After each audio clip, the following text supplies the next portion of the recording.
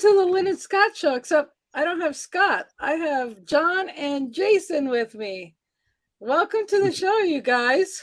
What's happening, my friend? It's not much. And Jason, you haven't been here in a while, and I'm so happy that you're here. I appreciate you and I love you. And not to make John feel any bad, but there's Jason's awesome book, Awkwardly Embracing My Imperfect Best. Awesome. So I like that you came when you saw the topic today, which is why so serious. Yeah. I spent so much of my life thinking I needed to be serious to succeed, and it was really painful and pretty miserable. When did you finally figure out that it didn't have to be that way? Like, when did you realize it was like what was it? Like it's a joke to be serious. Like, you don't have to be serious like that. If you don't mind me asking. Yeah, good question. I think I'm still in the process of continually figuring out it all more and more, but speaking on stage has really helped, because when I speak to an audience and if I'm serious and stressed out, they're just not going to respond. So literally my profession helped me lighten up, I guess. Well, John, I just want you to know Jason has an amazing story. And we actually have a few minutes to hear it, John, if you want to hear. You know what? Literally, Lynn, I was just about to ask what he speaks about on stage, and now that I saw that book, I'm crazy curious. So what Jason, your story go is. ahead. Hey, thanks. I mean, we all have challenges in life. John and Lynn, have you encountered this? Yeah. Challenges? Yeah, like my co-host isn't here, and like the regulars aren't here, and like I sent the link out yesterday. Maybe I sent it to a wrong. I don't know, but you guys showed up. I started early in life with getting into the challenges because when I was born, my umbilical cord became kinked like a garden hose. Oh. Which I mean, that could have turned out horribly. Like maybe I could have died at birth, but instead I'm a miracle and have a speech impediment and coordination differences. But you're one of the funniest guys I know. But you got great humor. And the funny thing is like how you overcome that. It just amazes me. And you see people like yourself that have had these setbacks, but you go public speak, and you probably know, but maybe you don't, the effect you have on people that don't have any of these afflictions, but don't want to speak in front of people. And then we were at an event a couple of years ago, and there was a one-legged Paralympic skier, and I can't recall his name. Wow. And one of his best stories is he was a funny dude. I mean, the guy was hysterical. Young dude, one leg. He was a riot. And he goes, I know what you're all thinking. What do I do when I buy shoes? And you're like, well, shit. You're absolutely so. What he did, and back to you, Jason, and what you do and how you overcome and how you inspire people. His answer was he was left foot. He had a left foot and he was size 10.5. So he went on Facebook and looked for someone that only had a right foot that was that was 10.5. So what he did is him and this dude became friends. So every time he bought shoes, he would send the right foot to this guy, and every time the guy was buying shoes, he'd send the left foot to this guy. But the point of it is you got one foot, you can still buy shoes, and you meet someone and you inspire someone, And we're all like, holy crap. I mean, I took more of that away than buy shoes and send it to someone. But he went literally on Facebook saying, I have 1 foot. I'm 10 and a half. It's a left foot. Do you have a right foot? I need to exchange shoes. So, I mean, when you go out and you talk and you look at Toastmaster groups and you look at people that don't have the affliction, that don't want to speak, but you see you having the balls to go out there and speak and talk, I just think what you do for people, man, you have no idea. Oh, now the jokester. Joe's in the house. Joe, Is anyone the else having a jokester. problem understanding that Jason guy? Yeah, right. And Ingrid said, great story. But that's the thing. They had a problem. They had to buy a pair because they weren't going to get half price or buy one shoe. Granted, he could have probably gone into the shoe store. I don't want no fan hate mail here, but he could have gone to the shoe store and said, look, put the one on demo and let me buy the other one for half. But instead he went elsewhere and found a solution. Still buy the pair, get a deal of sharing it with somebody. I mean, that's a great, inspiring story. I love the story, John, and I love your point, Lynn, that he found a solution, and it's about, so that when somebody asked him that question, he had an answer. Yeah. and it's about I mean, we can be bogged down in our challenges our whole life, or else we can go out and see if there's solutions, and often there are. Sometimes there's not, but we might as well check it out. Well, and Debbie on Find It had a guy that lost his leg, and he's very inspiring. But again, the whole thing is why be serious about your situation? I mean, there's lighter things. It doesn't have to be the splinter. It can be the victorious reason why you do what you do or whatever. It doesn't have to be the splendor. It can be Mhm. the victorious reason Yeah. why you Yeah. do what you do. Yeah. That's wonderful. So, like I said, why be so serious? Why be serious?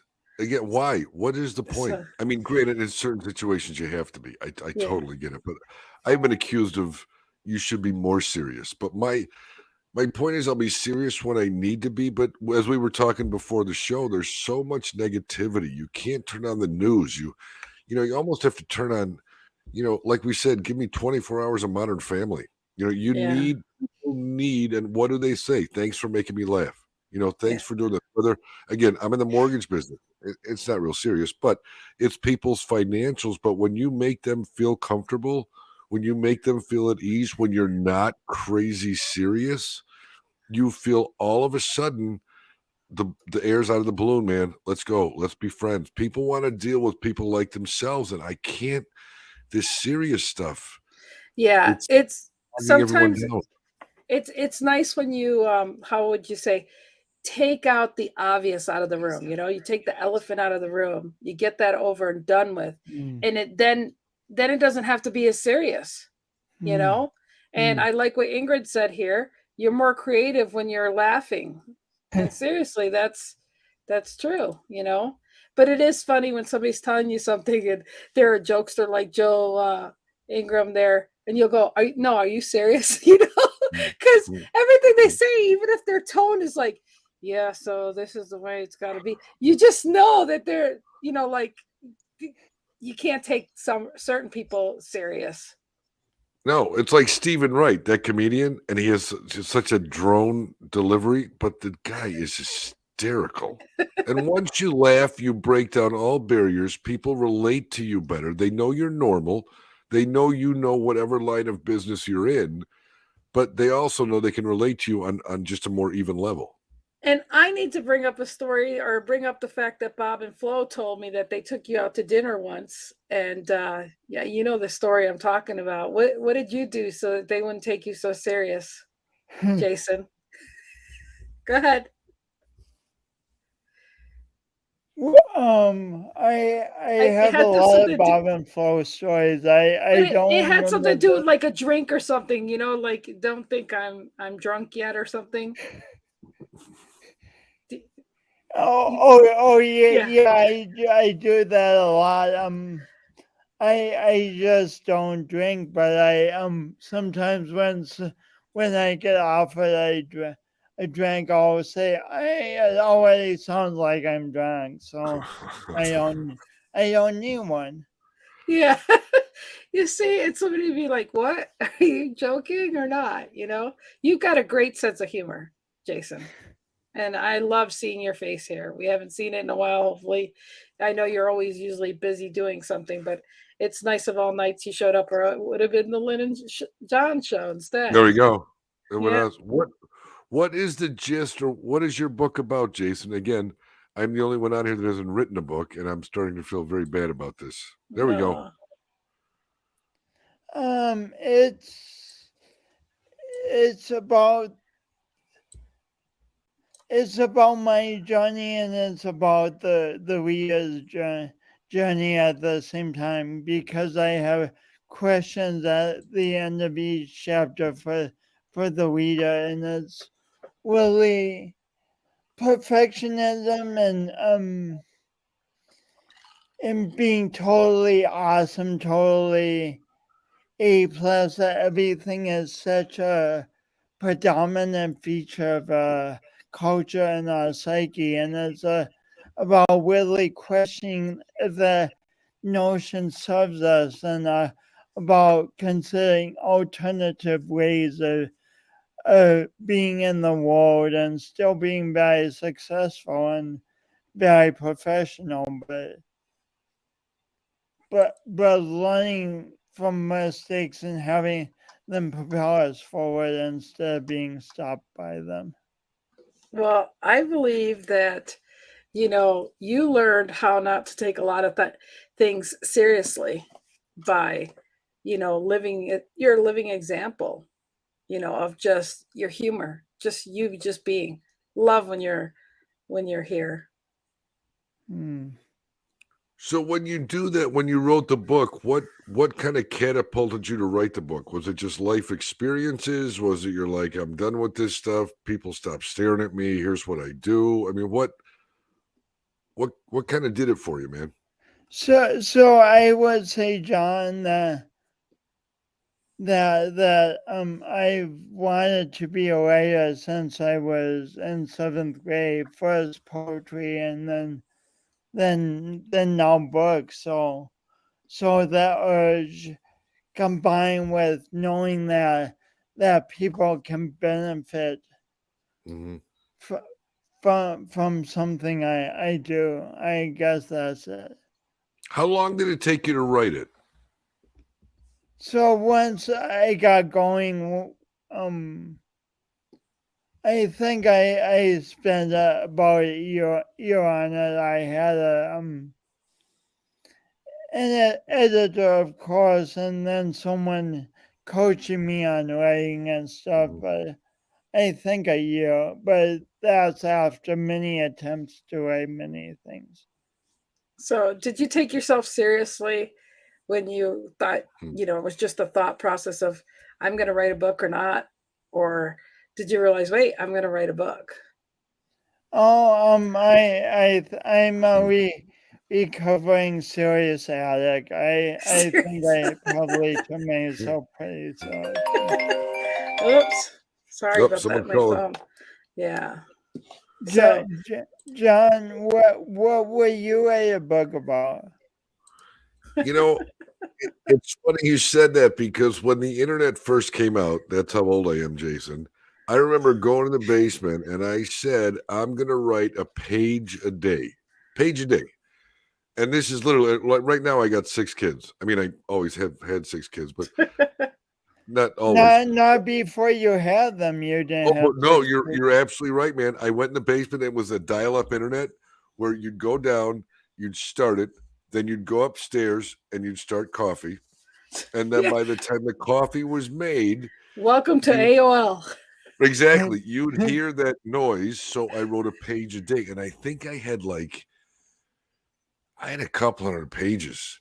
Holy And cow. that's before you knew how to save anything. Or maybe I didn't know how to save anything. But why so serious? Why are you telling the story here? Because that's serious old school. Oh, no, because it was funny shit, man. It was good. It was like the day in the life of the doctor telling your wife she can't have a baby, to all of her turning in, she turned into a Pez dispenser.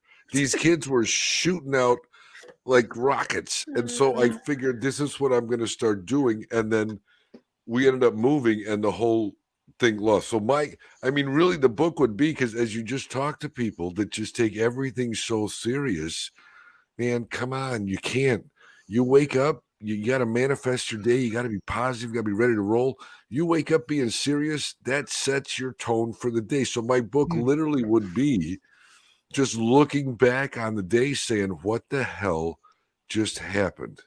What was that about? And as people read it, and I'm not a big reader, I can read, but as you look at books, you like to read books going, I can relate to that. That was funny. That was good.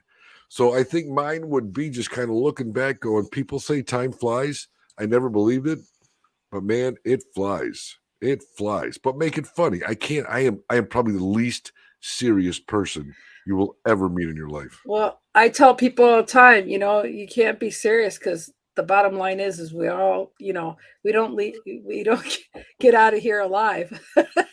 Right. We're all going to be gone one day. Oh, it's crazy. It's crazy. And the more serious you are, it drives you nuts. Why would you want to wake up? And again, business wise, you got to be serious, but when you can let loose and when you start being a little bit more right, people join you. People, they and if they don't join you, get out. Well, and that's the thing. You either have people laugh with you or against you, and it doesn't matter. Like once you know what's coming up, and Deborah says, and thank you for watching, Deborah says, I always say time has wings and boys can that sucker fly.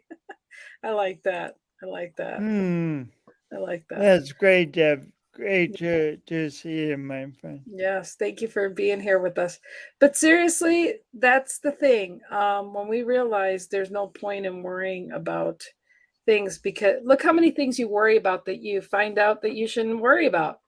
Seriously, how many things do you start thinking, and oh my gosh, this is going to happen? Next thing you'd have a book written. You have a whole story of what you anticipate is going to happen that will never happen. Right. You can't worry about what's the point of worry. I mean, I worried when I was a kid. I worried so bad. Like my mom would literally walk around the block. See, you were a serious kid.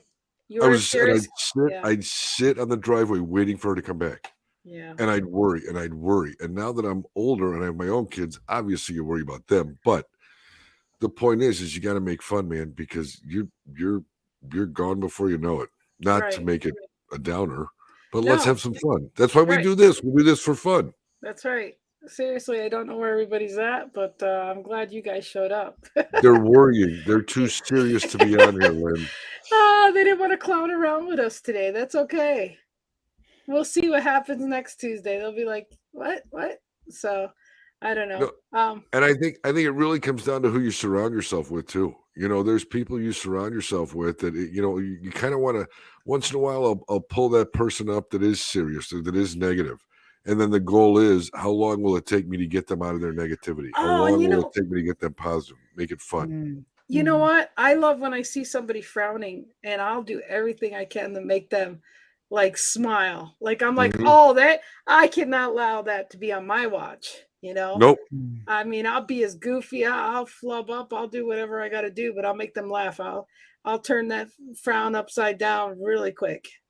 It's one of those biggest challenges. Like if a customer calls and they are pissed, my goal in my own little weird head is, I guarantee you in 2 minutes, I'm going to have you laughing. Guarantee it. And that's my own goal. And when you turn that corner and they start laughing, what are they going to do? They're going to hang up the phone and go, I just talked to this goofy mortgage dude, but man, he was funny and we had fun. And that's going to spread it to 5, 10, 15, or even 2 people. But you make that impression on someone, like you said, Lynn, turn that frown upside down, and how many people are they going to talk about it? Yeah. And Deborah says today I'm too blessed to be depressed, too anointed to be disappointed. I love Wow. that. I That's like a love that. bumper sticker. That's a Boy, bumper sticker, Deb. yeah, that's drop. She drew just mic drop on that one. So Yeah, I I think know she's that, gone. yeah, I know Jason has some commitments, and I know he's only got about 10 minutes here with us. So we're going to wrap this up here pretty soon. And Deborah also says, when my hubby and I start to bicker, he starts making me laugh. Boom, it's over. Oh, I love that. I So, love Deb, that. is that your fault or his fault? I'm not judging. No, no, that's a good question. I wonder if she'll answer it. So, So John, if someone calls, if a client calls you really angry, how do you lighten the mood immediately? Well, I think the big thing, Jason, is let him vent, man. Get it off your chest. All they want to do, always his fault. There you go, Deb. Why am I not surprised by that answer? Really, Jason, let him talk. Let him go out and then offer a solution. And then when you meet middle ground, you offer a solution. And if it's my fault, I'll be the first one to tell you, man, I screwed up. This is all me. Or they screwed up. I'll say, you know what? This is kind of you, but let's fix it. Let's do something and let's make it better. And rarely does it end bad unless they're just one of those completely negative people who just you can't fix. well, I think sometimes some people just need to go to somebody to vent. And the best thing you can ever do is just listen. And when you listen, most times you'll hear the person figure out the whole problem. You don't have to do anything yourself. And then you're there, and they're like, "Thanks, John, so much. You really helped me out." You're like, "I didn't do shit." They talk themselves through it. You talk Yeah, yourself through your problem. Absolutely. You're exactly. absolutely right.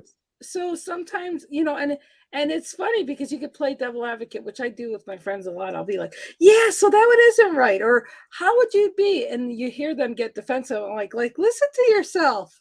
Mm-hmm. You know the answer. I don't need to say nothing. Right. And when they know they're wrong, then all of a sudden they start backing down. And then it Yeah, just becomes fun. Then it's just a yeah, friendship yeah, after that. But yeah. that's the goal. And I'm That's the goal. dyslexic, so I talk backwards all the time. Like I'll say things, and they're like, so my friends know that, and sometimes it would get me very frustrated neurologically and stuff. And sometimes I can't enunciate things either because I get migraines, and I've had brain injuries. So I too can get on the point where I can. Some days I can't say compartmentalize. I mean, I'll be like, come on. I mean, like it's awful. It really is. And so I've just had to have humor with it. And it's just like I'll be doing a podcast and it's all of a sudden, let's play charades because I can't get out what I want to say. And then I have to like talk another way. What words can or will come out? And then So once you poke fun at yourself, it's easy. It's like then and it's not an open target, but it's like, you know what? I know I'm screwing up. yeah, I know I have a horrible memory. yeah. Horrible memory. Well, you get your head bashed on a pipe and get, dragged behind a vehicle and see what happens to you sometimes. But it, but I am hoping that's not gonna happen, Lynn. no, exactly. But what I'm saying is like, without ever going into that story all the time, it just, it would keep me from wanting to talk or do things. And it's like, you know what? Like we're live and it's like, I don't, I didn't have Scott to hold on to or whatever. I like to do behind the scenes and, produce Debbie's show. But, I just kind of laugh at myself because I can say some funny things sometimes when I say them backwards. It's just the Oh my way. God. And I think it's funny because some people that don't know me that listen to me and they hear everybody else around, they're like, and we just laugh about it. And they're like, I don't know what's so funny there. It's like, well, because she just can't talk right now. Oh, look, Deborah, she said she had a stroke back. Well, I'm glad you're here today. I'll tell you that. That's a blessing that you're here. So, Thank you, Deborah. and that's the thing and everything. And to me, everything serious, there's always something good. There's always a bright side Always. in at every situation, you can see all the things that could have gone wrong or what a blessing was, and all these different things. There's always something that is a bright side. I'm a Pollyanna. That's just the way I am. Well, you have to. It's like it goes back to that manifesting. If you manifest it, man, And I preach that all the time, Jason. And I started with my team, and I do a weekly kind of motivational meeting. But the more you look on that damn TikTok or that Instagram, and it's Shaquille O'Neal, it's Michael Jordan, all these people believe in it, that if you say it in your head enough, it's going to happen, and you attract good people. I attracted Lynn. I was fortunate enough to have her and Deb. And now look where I'm at. And it's fun, and I love it, and it's starting to happen, man. Well, John, we appreciate you being here. So let's just wrap it up on little seriousness, or why so serious type of thing, and then we'll call it good so that Jason can get to his next obligation. Go ahead, Jason. I'll let you go first. So what am I saying? What, wrap it up as far as why so serious, like, why shouldn't you be so serious? Or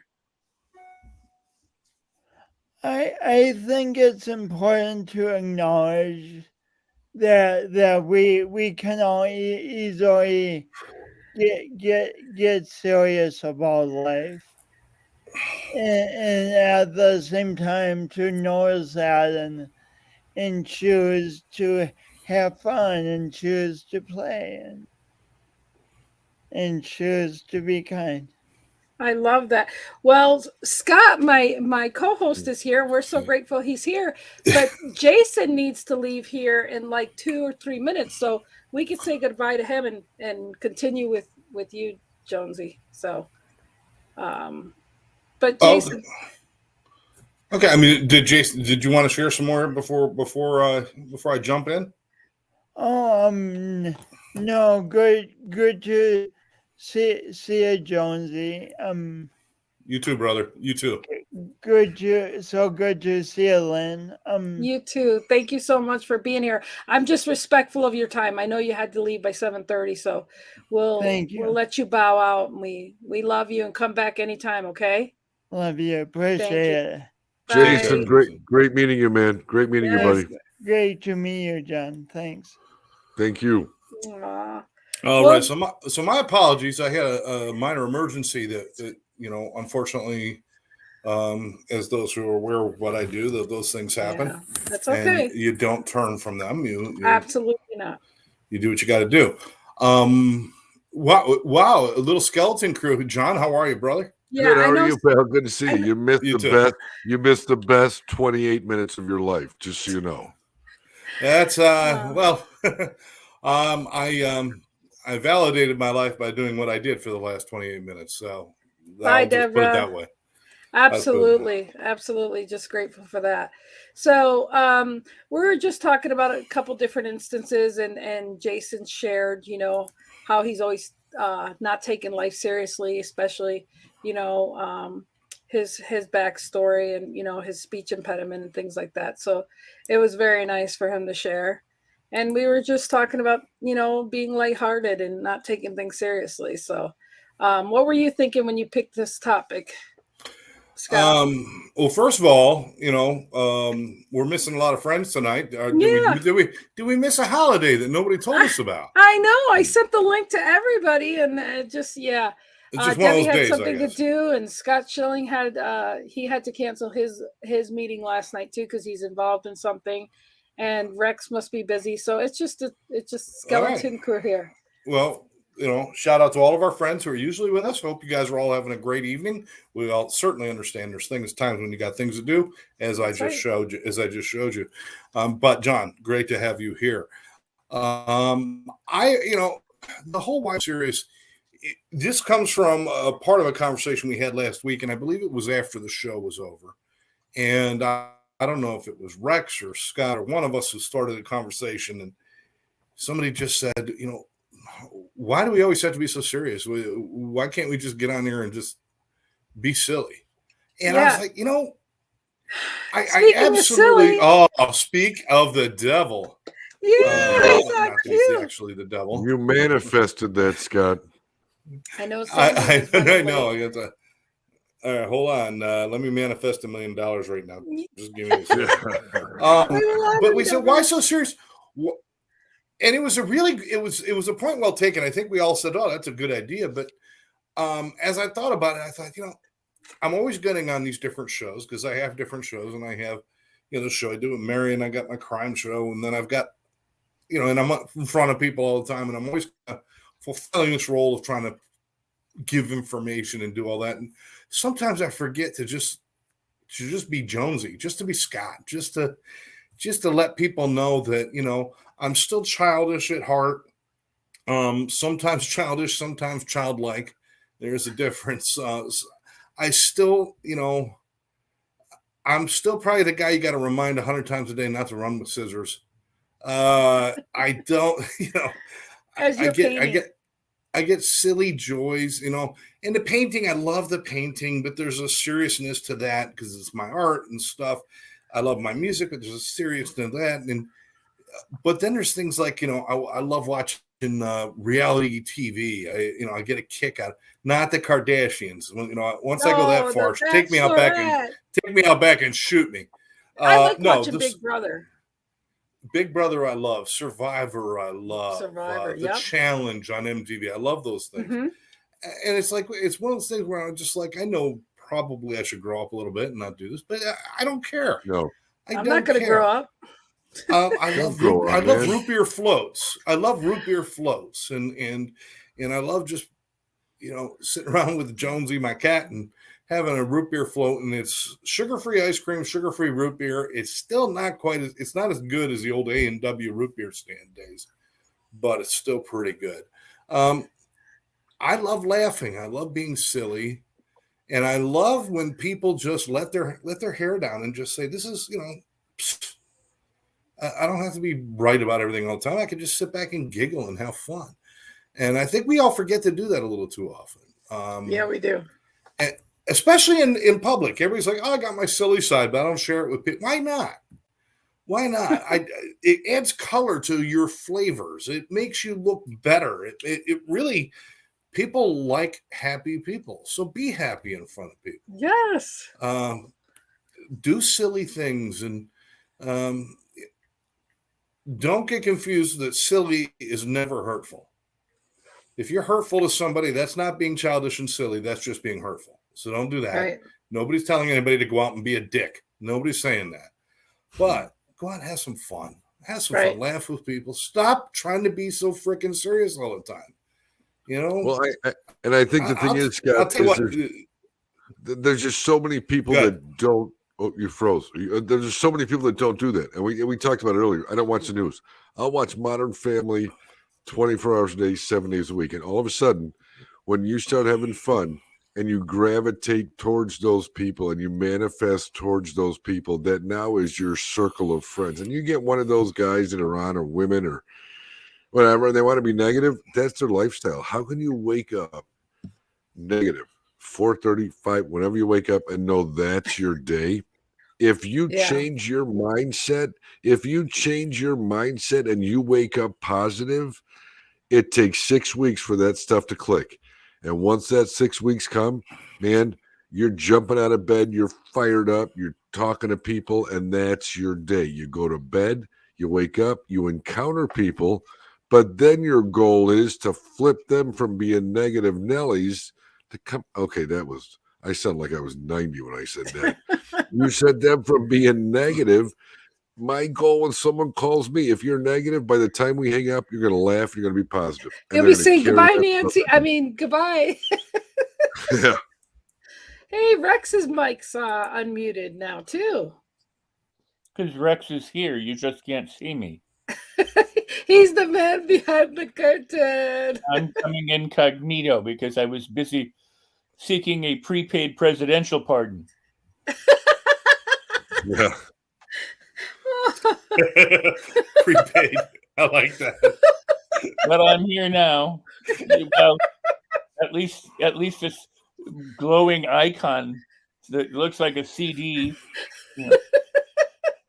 Om, om, om. Like a glowing head, like a big glowing om. I love the little how it vibrates out when we speak. Or when I speak. I don't know if it's vibrating when you speak. It's the all-knowing, all-glowing eye of knowledge is what it is there, Rex. And well, if they put an eye in the center you instead are of like a our little head man. and shoulders, it would like be really kind of Yeah. wildly eerie, but this little circle with a little person in it. Reminds me of that, what is it, the 78s or the Yeah. little 45s Yeah, with a little records? Yeah, you remember the little things you used to put in the center so you could play on Yeah, a spindleless kind of play. record player. Yeah. Yeah, I miss those days. Those were the good old days. Nothing like scratchy vinyl. So obviously you didn't come here taking tonight seriously, and I love that. What? What? Were you accusing me of not being serious? Never. Yeah, well, life is too short. The problem with people is they take their problems seriously. And, what I've been listening to, the time that I've been here, I mean, if you can laugh at yourself and laugh at your troubles, then, you go through life so much easier. And it doesn't mean that your troubles necessarily go away, but you transform. And when you transform, your troubles are changed. That's like the old saying that, if you change the way you look at things, the things you look at change. So it's all good. And unfortunately, we live in a society that either if you I have said this for well over 30 years. If you go down on a street corner anywhere in the country and you start swearing at the top of your lungs, pointing at a window or a sky or screaming and yelling, people will walk around you, but they won't do anything. They'll go, oh, this guy's, mad. Obviously something's wrong, so just give them space. But you go down to the same corner and laugh for no reason at all and just cackle like crazy, they will come and take you away. Haha. No, I mean, yeah, they would. Why would you be laughing?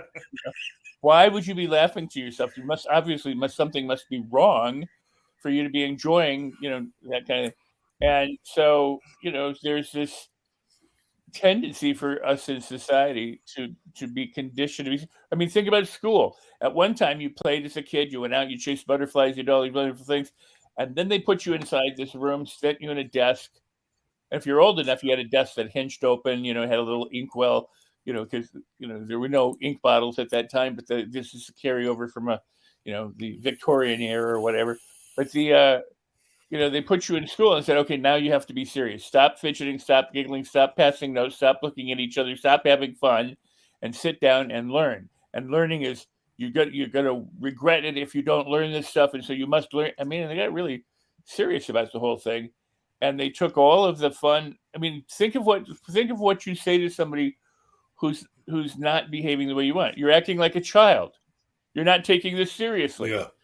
Yeah. I mean. So yeah, of course. I mean, we have all these messages in our society, at least, to be less than what we could be, and not to celebrate life, but to every day we get up and we drag our ass into work, and it's the same day, different shit. It's the Monday to Friday kind of thing. Thank God I got the weekend so I can bowl, beat up my spouse, and get drunk.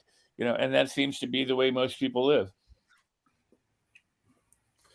It's a completely self-imposed prison of maturity, this seriousness and this, now you have to act like an adult, and now you can't, it's time to put away childish things and to move on. But it's a completely self-imposed prison.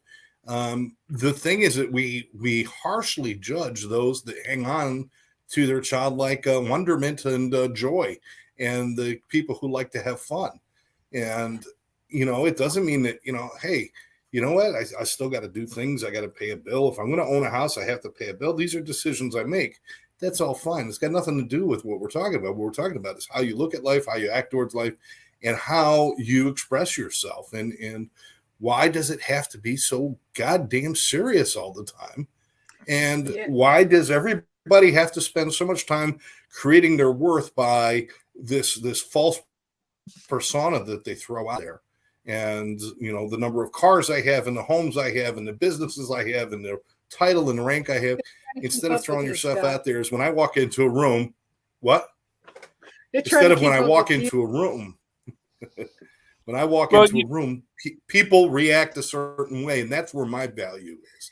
People laugh when I come into a room, and we have fun. And it's not every time because I left my zipper down. Sometimes it's because they're laughing with just having fun.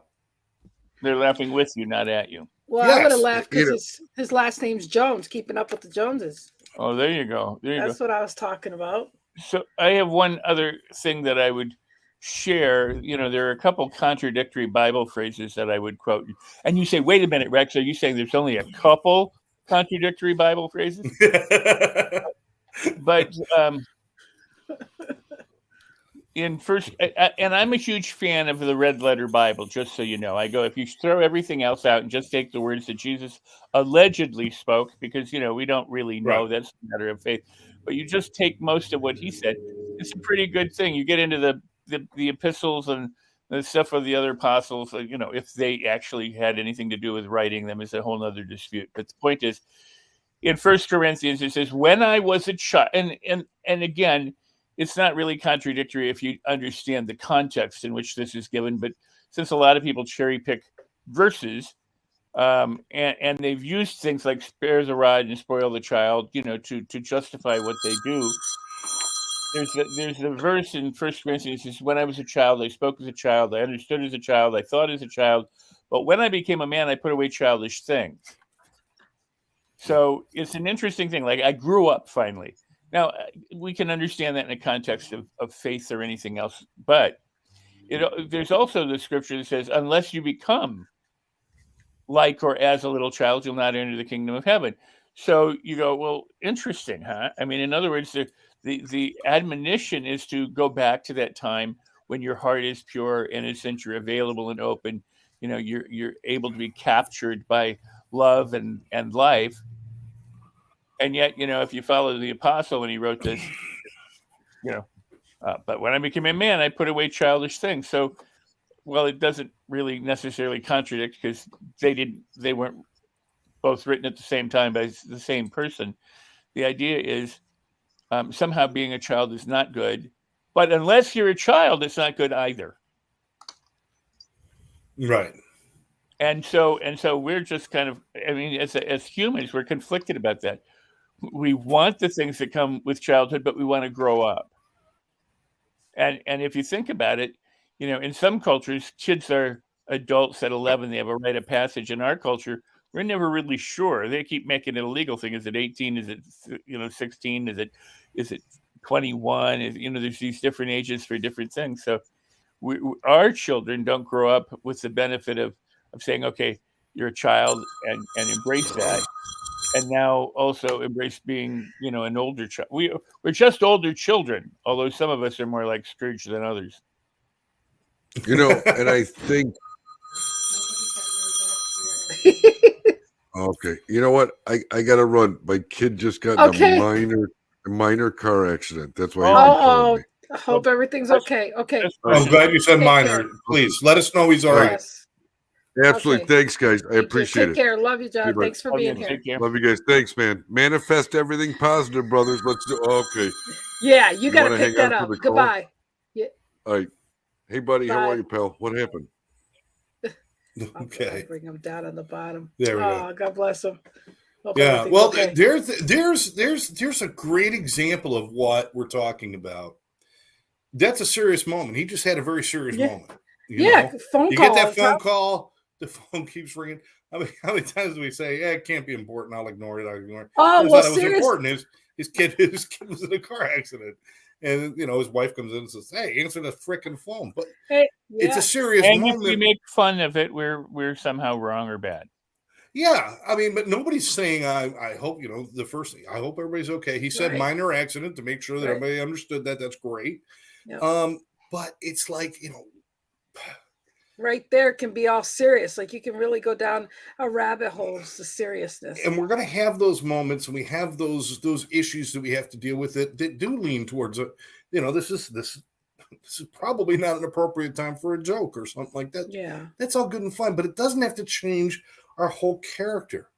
You know, just because I spend 20 minutes a day in the shower every morning doesn't mean that I've got to grow gills and stay underwater all day. It just means for that moment, I'm going to be wet and, you know, and that's what it means. No, but that's what I'm saying is people take one thing and they stretch it out so that this means everything, and nothing does. Does that make sense how I'm saying that? Absolutely. Absolutely. It also doesn't mean you're going to be clean. No. You need to add the soap there. I mean, what if my job is shoveling horse shit? Yeah. You know, I mean, you know, you should have humor. It should be an irony that I'm taking a shower so I can go stand in shit. There should be some, you know. But do you know? You remember this a very, very old joke about the guy in the circus who would clean up after the elephants? No, you know, or the horses, and somebody said, "Hey, you don't know. You don't need to do that job. There are other jobs." And he said, "What? Give up show business?" Oh boy. Well, I totally understand. I used to have a guy work at my radio station who drove an hour and a half to get from one state into the other state, hour and a half drive every night so he could be on overnight radio. And I swear he had to be making like nothing compared to his gas prices, the cost of crossing the bridge every day and on the way home and all this stuff. But he was on radio, and he would do anything to be on radio. And even and I always felt everybody's sleeping. Yeah. I think we called him Mark After Dark, and it was just a. Yeah, I think he's passed on now. Unfortunately, it was a long time ago, but he was so. I love Tiffany's profile. Look at her; she's not taking things seriously. I love that. The haha van. I love that. Nice. But you know, but Rex, you know, you probably deal with more people as far as like ending up in front of new people more than most people do because of what you do. You know, but you know, I mean, do you have that thing go off in your head? I've got to impress them. I've got to be a certain way. Or have you transcended at least to the point of saying, you know what, I'm showing up and they're going to get Rex and whatever they like it or not. It's just I just say F them. Yeah. Okay. No, I mean, you know, it's an interesting thing. I mean, there are different times in my life, obviously, you know, different self-imposed or perceived pressures from, you know, myself or what I thought the world wanted. And, you know, I tried to conform to certain aspects, you know, especially as a young actor trying to be, you know, maybe everything for everybody or trying to be cool, you know, it's supposed to be, you know, in order to book jobs and stuff like that. But ultimately, I mean, that all changed. Now, in the very early days of neurolinguistic programming in my seminars existed before NLP. I mean, I was doing meditation and teaching people how to have better attitudes and stuff, and got involved with neurolinguistic programming and added that in, you know, and then became known, you know, primarily as an NLP guy. In those days, those seminars were, you know, mostly very serious. They were for therapists to teach people how to be better therapists and be able to communicate better and to help people get over their problems and have techniques for blah, blah, blah. And at some point, I just kind of looked at it and went, you know, this is interesting because they're wanting transformation and they're wanting to solve things, but they're so serious. So I introduced laughter and laughter meditation, which I've been doing, introduced dancing and contralateral movements or cross crawling as we know it, and play and fun and all sorts of interest, you know, put in body work and different things and had different people come in and do different aspects of stuff. Because I figured, you know, if you're there to transform your life, it should be an experience, not a cerebral game. And you should learn how to have fun in the program, not be, you know, perpetuating and re-emphasizing all the things that are wrong in your life.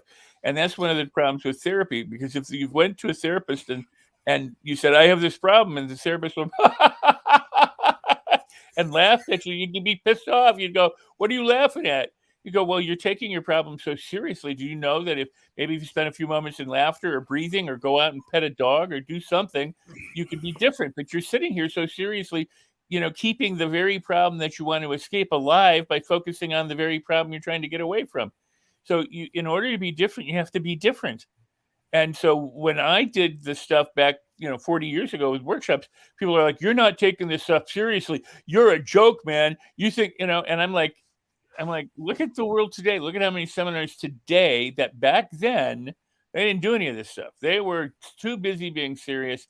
And now, and I'm happy to take much of the credit, but now most workshops you go to, I mean, even Tony Robbins back in the day was, if you can't power it through and jump up and down and act like, you're a giant crushing an ant using a bazooka on a gnat, you're not going to, it was over unlimited power kind of stuff. I mean, not bad, but I'm just saying it wasn't about having fun. It was about crushing things. And much today is still that way. But so many of the workshops today have dancing and play and different kinds of activities. Yeah. Corporate America, if you look back, over 30 years ago in corporate America, very serious. Now there's more latitude for playing and having fun. And I'd go into corporation things with long hair and a dangle earring, and it was my job to get into my bare feet in a t-shirt within a half an hour, by creating rapport and getting them to lighten up and to see if they would do it too, because they were just so uptight. They had to have the 3-piece suits, and they had to have the button-down attitude, and so if you want to transform, lighten up, for God's sake. Love it. Well, one of the lessons I learned a while ago through teaching is that people learn more when they're laughing than when they're trying to focus. Absolutely. If somebody's sitting at a desk in a school, like you said, we've been indoctrinated into this sit down, shut up, and learn something attitude from the time we got into first grade. We're taught this. And again, one of the things when I'm doing my trainings or I'm just doing groups and trying to help people, there's a lot of laughter. There's a lot of music. There's a lot of things that go on. When you're sitting down to focus on a speaker, it takes an extreme amount of your brain chemistry and brain power just to maintain focus. So you're not even using your whole capacity to listen, because part of your capacity is used in silencing out everything else and sitting up straight and being very serious and trying to listen. So you're using about half your capacity. And it's exhausting. It's exhausting. That's why listening to somebody who's like monotone, who does not have anything, that engages you in any other way, puts you to sleep. It's exhausting to listen. Well, you're but right. if you get somebody laughing, the effort and the willpower, or the will required and the effort required is so minuscule, because basically your whole brain is just engaged, and it's all parts of your brain is saying, bring me more, because it feels good. So you're listening, you're actually learning more when you're laughing than you do ever when you're trying to be serious. And so that's why I love people who go up there and just like, I'm not saying you got to get up there and be a master of knock jokes or be a huge comedian or anything like that, but just be human and laugh, and laugh at yourself. Don't take it so seriously, and let people put their guards down. They will listen to you better. They're going to like you a whole lot more. I'm sure there's a handful of people that want to go listen to the serious guy who talks numbers all day long. But there are. You're right. Yes, but the crowd that wants somebody who's going to engage them on multiple levels of human existence, which includes laughter and joy, those are the people that really gather the crowds. And that's what I've tried to do. And you can't do that unless you're being authentically. If you're just going up there and trying to be fun. You ever met somebody who tried to like tell a joke who's not funny? And they're telling it dry. Like they're, oh my God, it's so horrible. Oh, so there was this lady, and like there was this and there was that, and there's a couple of things. One is I with my book, when people buy my book, I give away a training, the Mastery Loop, which is about fun and mastery and laughter and having a good time and learning, because as children you learn more through play and laughter and adventure and discovery than you ever do in a classroom. And we know this is true. Now, the other thing that's interesting is one of the greatest phobias or fears in the world is, public speaking. And why are most people afraid of public speaking? Because most of us grew up with a teacher in the front of the room and that person or persons yelling at us for speaking in the class. We got in trouble. We were made an idiot or a fool, or we didn't know what was right, or we were wrong, so we learned to be afraid of public speaking. Yeah. And to me, there's nothing more beautiful than public speaking. Now, there's this story told by many different people, and I've had it happen too, where, a speaker's in front of an audience. And if you're looking at most people who show up to a speech today, they don't sit like they're having fun. They sit like they did when they were in first, second, third grade. And so they have this screwed up look on their face and like they're trying to figure things out, and the speaker said to this lady in the front, he said, are you having a good time? She goes, oh yeah, no, I'm having a great time. He says, well, tell your face. Yes. And the point is that, when people get up to speak, people go into this learning mode from grade school, and they look like they're evil, like they're monsters, like they don't look like, wow, I'm pulling for you. You're the greatest speaker on the planet. I love what I'm getting. I'm learning. I'm delighting. They have these scary looks on their faces. So if you look at a room of 10 people or 100 people, whatever the size, there's 1,000 people, and they all look like they're ready to devour you because that something's wrong. You're not going to want to talk in front of them either, for the most part. Yes, exactly. And you're right. The whole teacher-student thing is set up where it's like I stand in front of you because I know more than you, I have more knowledge than you, I have more power than you. And so immediately we're put in our place. And so whenever we have to stand up in front of people, if we're not feeling more powerful, more knowledgeable, and more everything else, then it creates a phobia, it creates a fear. And I mean, I know there's other little things that go into that, but Sure. But if we were taught that you are interesting as who you are, and sharing who you are is worth standing in front of any room.